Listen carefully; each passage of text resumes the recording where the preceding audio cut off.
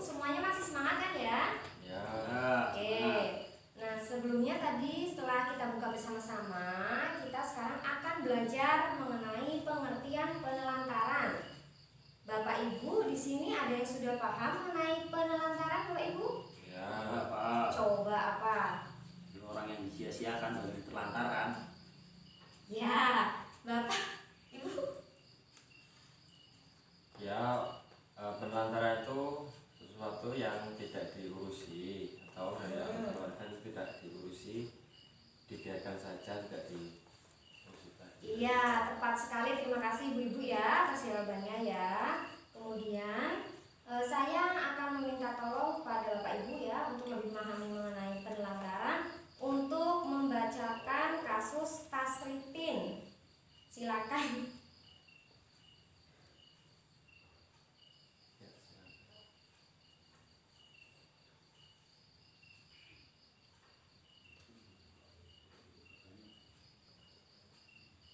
Ya, Ibu Bunda. Ya.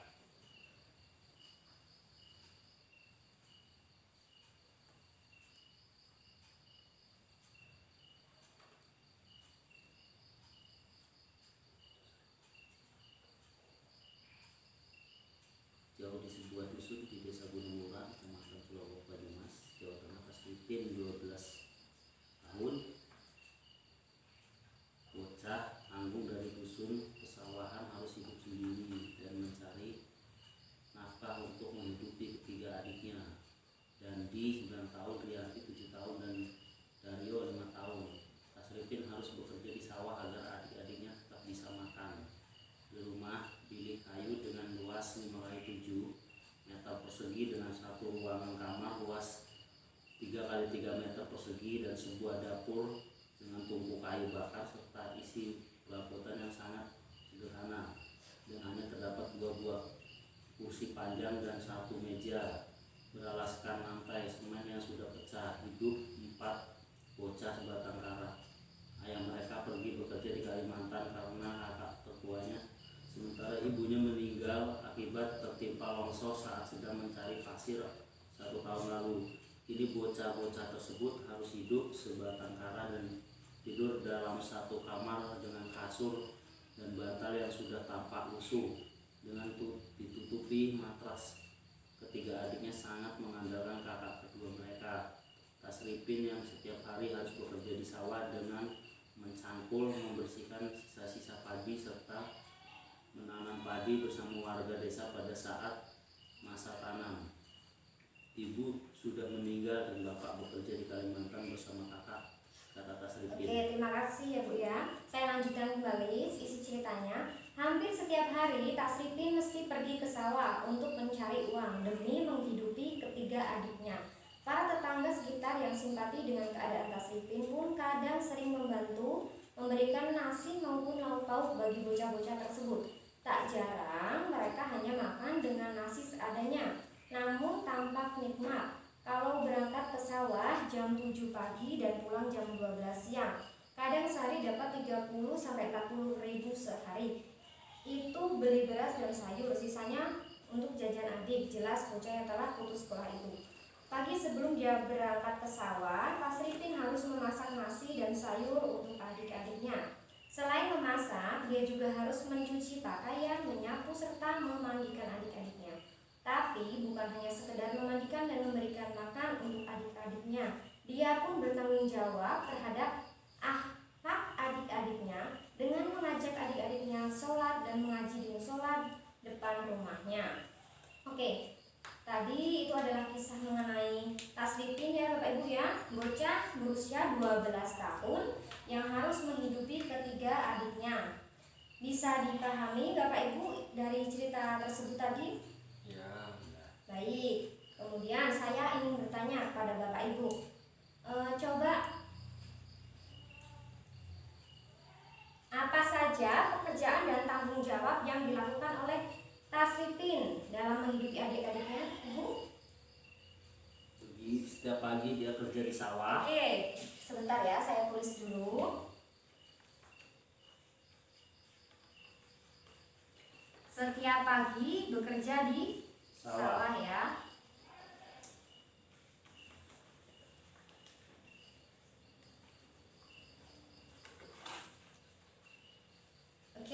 Selanjutnya, apakah yang dilakukan tersebut layak dilakukan oleh anak seusia Tasripin? Tidak layak. Tidak layak. Alasannya kenapa ibu tidak layak? Karena Tasripin itu masih dalam usia pendidikan, dia belum di taraf untuk harus kerja. Iya, terima kasih Bu atas jawabannya. Kemudian pertanyaan selanjutnya, apa yang seharusnya dilakukan sih oleh ayah atau kerabat terhadap Tasripin dan adik-adiknya, Bapak Ibu? Harus memperhatikan Tasripin beserta adik-adiknya. Oke, ini yang dilakukan oleh siapa ini? Ya, keluarganya. Oleh ayah. Bukan ya. Memperhatikan Tasripin dan adiknya. Dan adik. Oke. Kemudian apa lagi kira-kira kalau oleh kerabatnya apa, Bu? Ya dengan cara membantu kehidupan sehari-hari Tasripin. Ya. Membantu kehidupan Sehari-hari. sehari-hari Tasripin. Oke. Ini ya, Ibu ya. Coba diulangi lagi Bapak. Coba dibacakan jawabannya. Yang pertama, Yang harus setiap dilakukan. yang melahirkan Tasripin itu setiap pagi bekerja di sawah. Ya. Yang selanjutnya, Apakah yang dilakukan tersebut layak? ya apakah yang Tidak. tidak layak. Ya, tidak layak ya. Jadi Tasripin ini tidak layak untuk menafkahi keluarganya karena masih berusia 12 Tahun. 12 tahun. 12 tahun itu masih kategori anak. Anak. Itu masuk ke dalam eksploitasi anak juga ya Bapak Ibu ya. Oke. Jadi Bapak Ibu dapat disimpulkan bahwa dari cerita tadi ya yang telah dibacakan oleh Ibu-ibu, yang dilakukan oleh ayahnya Tasripin itu masuk ke dalam kategori penelantaran ya. Tadi sudah sempat dijelaskan juga oleh Bapak tadi ya pengertian penelantaran ya. Untuk lebih jelasnya mengenai pengertian penelantaran bisa Bapak Ibu lihat di flip chart berikut ya Bapak Ibu ya. Kelihatan Bapak Ibu flip chartnya? Iya. Ya. Jadi isi dari flip chart tersebut adalah penelantaran itu adalah tidak dilakukannya kewajiban dan tanggung jawab orang tua dalam memenuhi kebutuhan dasar anak, termasuk kasih sayang dan perhatian. Ya, Bapak Ibu ya.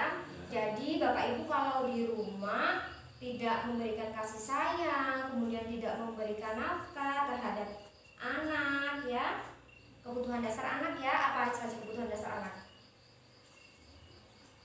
Ya, untuk sekolah, pendidikan, untuk jajan, Ya, pakaian ya, pakaian. makan ya, itu kebutuhan dasar anak. Jadi kalau Bapak Ibu kok di rumah tidak memenuhi kebutuhan dasar anak, tidak memberikan kasih sayang, perhatian, itu sama halnya Bapak Ibu telah melakukan apa?